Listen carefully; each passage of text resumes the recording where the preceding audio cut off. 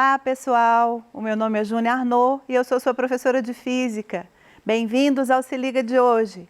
Pois é, né, gente? Reta final. Estamos chegando lá na prova do Enem. Bora relembrar um pouquinho de eletromagnetismo.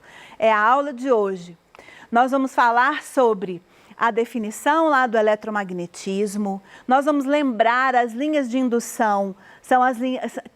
onde é que estão as linhas de indução em fios e nas bobinas, tá? Nós vamos falar sobre a força eletromotriz induzida, nós vamos falar um pouquinho sobre a lei de Faraday, a lei de Lenz e resolver aquelas questões do Enem.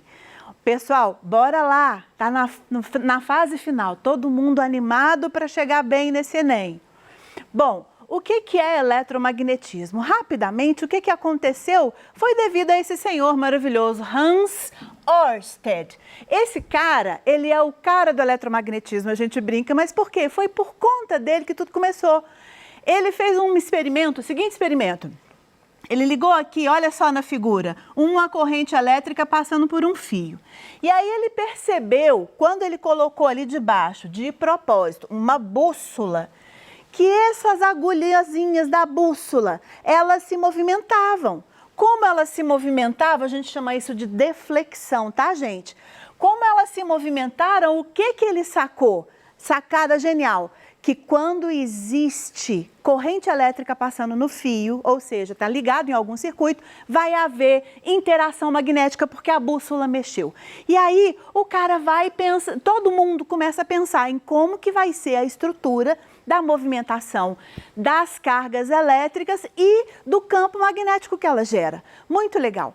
E aí a primeira coisa foi a estruturar para que lado aquelas cargas iam. Então eu gostaria que você pensasse mais ou menos aqui, olha, minha mão. Mão direita, porque a gente vai falar da regra da mão direita. Cuidado aquele cara que é destro, que vai fazer a regra da mão direita com a mão esquerda enquanto escreve. Não, para de escrever e faz com a mão direita. Olha só, o que acontece com a mão direita? Ela é ortogonal, significa ser perpendicular em 3 dimensões. A gente pode colocar 3 dimensões perpendiculares usando a mão.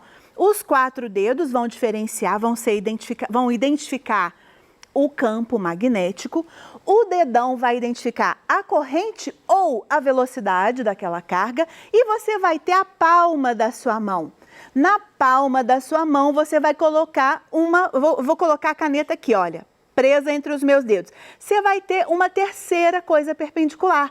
Então, se você olhar em qualquer dos ângulos, os dedos podem estar perpendiculares ao dedão e, ao mesmo tempo, perpendiculares a essa retinha, que vai ser a caneta que eu coloquei aqui.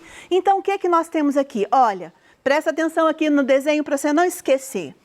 O campo magnético vai ser aquele que está na ponta dos nossos dedos. A força magnética vai ser aquela que está na palma da sua mão e a velocidade ou a corrente vão estar no seu dedão, tá certo? Então, eles são, ao mesmo tempo, perpendiculares entre si. E uma coisa muito importante da gente comentar, essa força que sai da palma da mão, ela é a força quando a carga que está sofrendo essa força é uma carga positiva, tá? Se for carga negativa, você vai pensar no sentido oposto. Você vai levar a carga... Aqui, olha bem, se ela está saindo da sua mão, a gente até usa isso como regra do tapa, já ouviu falar? Você dá o tapa para o lado onde a força vai se movimentar no negócio, né? No objeto, no fio elétrico, por exemplo. Então, se essa carga for positiva, porque se ela for negativa, ela vai fazer força para o lado contrário. É como se você estivesse dando um tapa com o lado contrário, com as costas da sua mão, tá? Então, você vai ter isso. Olha aqui no 3D, para a gente dar mais ou menos essa visualizada aqui. Existem 3 maneiras da gente falar, normal, essas linhas que são perpendiculares entre si, ortogonais. Você tem aqui, olha só, para cima e para baixo, quando você tem um vertical, né, horizontal, um vertical para cima e para baixo. Um horizontal, a gente costuma usar a expressão para a direita e para a esquerda, né? Agora, esse outro que está aqui no meio, que seria a nossa força, ela vai estar para dentro ou para fora da mão, você concorda? Porque se você estiver olhando, lembra que eu falei do tapa? Se você estiver olhando saindo da sua palma da mão, você está saindo dela. Então, olha esse plano aqui. Eu vou usar esse plano aqui como um exemplo para a gente fazer. Olha bem, se você tem uma força que sai desse plano aqui, ela vai sair no meu olho. Olha, ela passa por baixo do plano e sai no meu olho, concorda? Se ela estiver entrando, eu vou estar vendo o fundo da seta. Aqui eu estou vendo o início da seta, a ponta dessa flecha, tá? Então, foi colocado a expressão para dentro e para fora do plano. Então, eu tenho aqui um plano, igualzinho esse que estava na minha mão agora. E aí, se eu estiver saindo do plano, eu vou usar a expressão para fora do plano, ou saindo, óbvio, né? E se eu estiver entrando no plano, existem duas maneiras da gente usar, tá? Da gente usar o desenho para representar, porque não dá para você fazer um desenho de setinha, de vetor para isso.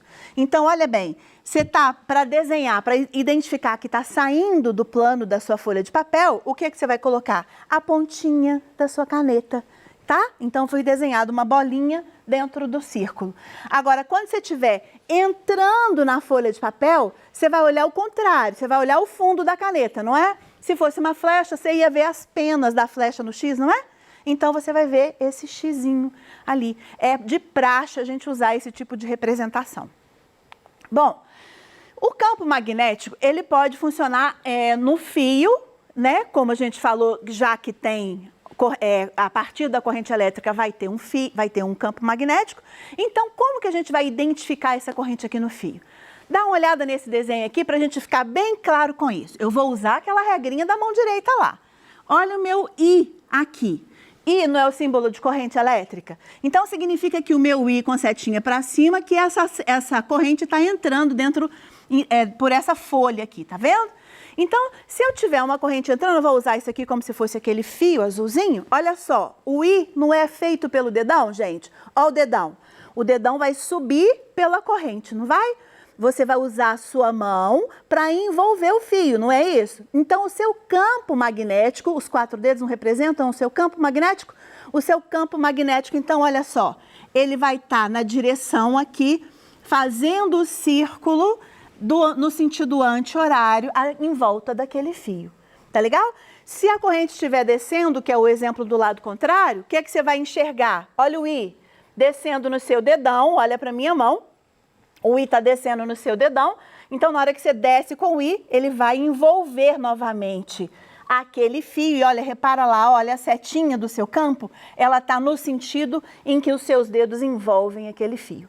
Tá legal? Bom, e aí eu consegui determinar como que funciona em um fio qualquer. Agora, se eu pegar uma bobina, uma espira, o que é uma espira, gente? Vocês lembram que eu usei isso aqui na aula passada? É um fio, né? Um fio condutor. Mas se eu fizer isso aqui com ele, uma forma qualquer, aqui faz de conta que está redondo, né? Se eu fizer uma forma qualquer e pegar esses 2 jacarezinhos e ligar na tomada, eu vou ter uma figura mais ou menos parecida com essa que está aqui no quadro. Repara, se eu liguei na tomada do lado de cá, nesse jacarezinho aqui, e coloquei o polo positivo da bateria aqui, e nesse outro lado eu coloquei o polo negativo da bateria, a corrente circula daqui para cá, concordam? Então, eu consegui identificar, olha o dedão, eu consegui identificar para que lado que a corrente está indo no meu fio, e aí eu vou envolver novamente, do mesmo jeitinho, eu vou envolver esse fio com o meu dedo apontando para o lado de onde que a corrente está começando. Lembra que eu falei que ela ia começar desse jacarezinho que está aqui no dedinho? Então, ela vai fazer isso. Quando ela faz assim, olha lá, no lado de fora, eu estou entrando dentro do campo, do lado de dentro, eu estou saindo de dentro do campo. Então, existe uma diferenciação. Para quem está do lado de fora, ele vai ver um xizinho, porque ele está entrando dentro do campo.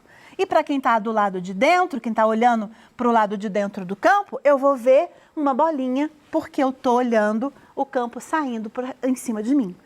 Tá certo? Bom, aí eu consegui identificar isso. A partir dessa volta que eu dei no fio, né? E aí, o que o pessoal continuou pensando? Uma única volta? Não. Eu posso dar mais que uma única volta? Pode. E aí, eles começaram a pegar este fio, que está na minha mão, e começaram a dar várias voltas neste fio. E eles perceberam que vários acontecimentos foram gerados a partir do número de voltas que eles davam naquele fio. E essa quantidade de voltas, ela é chamada de ela é chamada de bobina. Cada voltazinha dessa é uma espira. Várias voltas são chamadas de bobina ou solenoide, tá? Bom, o que vai acontecer? Lembra que eu falei que vai acontecer a diferenciação no campo magnético? A lógica está na quantidade de linhas de espira que eu coloco. Quanto maior for o número de espiras que eu ligar, repara aqui no meu desenho, quanto maior o número de espiras, mais intenso vai ficando o valor daquele campo magnético ali dentro daquele enrolado de fios, tá bom? E é isso que vai fazer com que você possa aproveitar daquele campo magnético em várias situações, certo? Bom, vamos lá. Uma das situações que a gente aproveita desse campo magnético é o uso do eletroímã. Repara na figura que é uma pilha com um fio enrolado em forma de bobina e por dentro desse enrolo é feio, por dentro dessas voltas tem um prego. O que acontece? Eu coloquei esse prego e ele vai funcionar como ele aumenta, vamos dizer assim, ele aumenta a quantidade do campo magnético. É um núcleo específico com uma substância chamada substância ferromagnética. A bobina estaria aqui, olha, ligada à passagem da corrente no fio, mas quando eu coloco essa substância ferromagnética ali dentro, tá? Que é níquel, cobalto, ferro, eu vou ter um aumento enorme da capacidade. Então, eu vou ter como se eu estivesse montando um ímã gigantesco.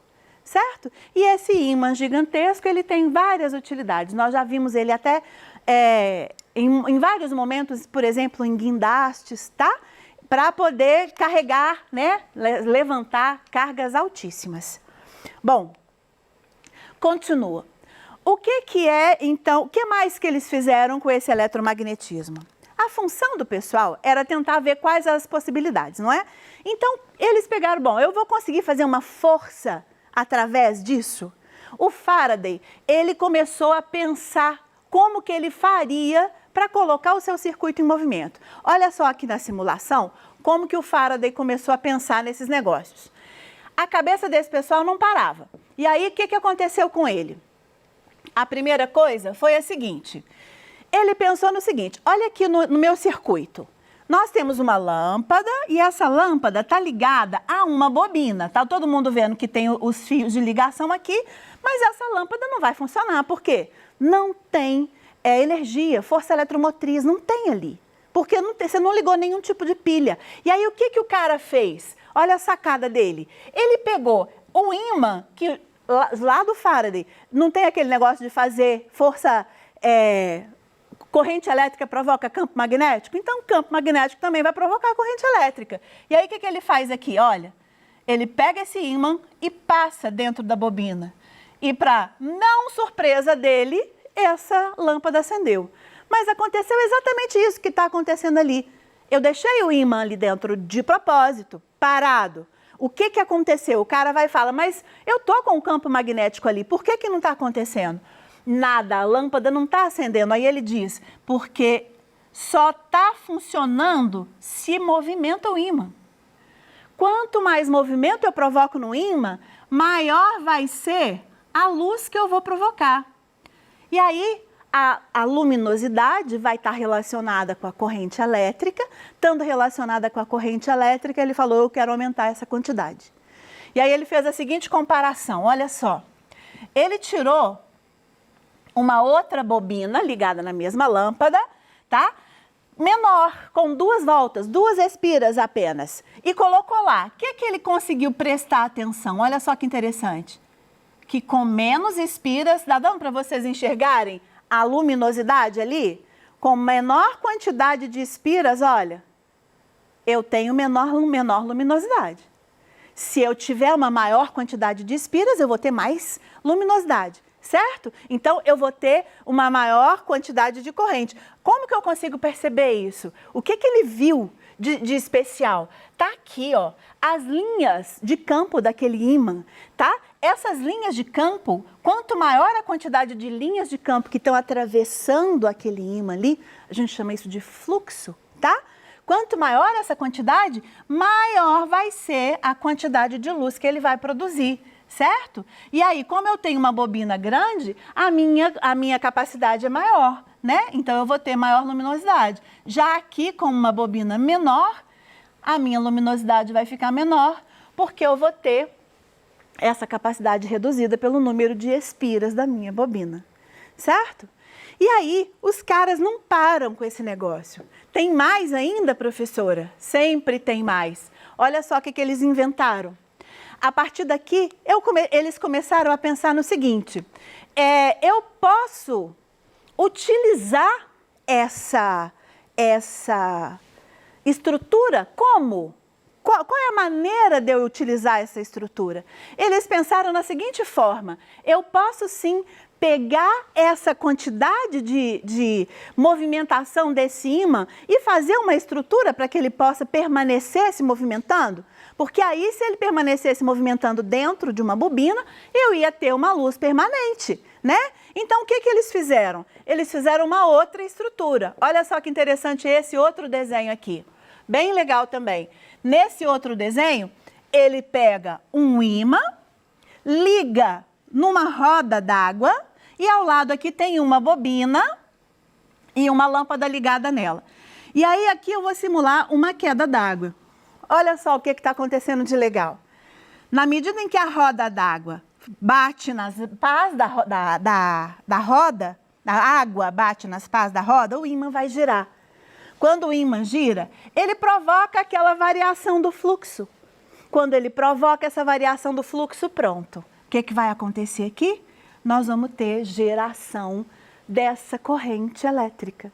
E é isso que é o principal que o Faraday estava procurando. O tempo todo conseguir, por exemplo, iluminar uma região, né? Iluminar uma casa, até uma cidade. Hoje em dia nós vivemos a partir disso, né? Toda a nossa estrutura. Então, olha só, se eu aumentar aqui o número de espiras, a luminosidade aumenta. Então, quer dizer que eu estou aumentando a quantidade devido à quantidade de espiras, ou seja, eu posso regular a quantidade de energia que eu estou provocando ali e, consequentemente, a corrente elétrica e, obrigatoriamente, a partir dela, a minha intensidade luminosa.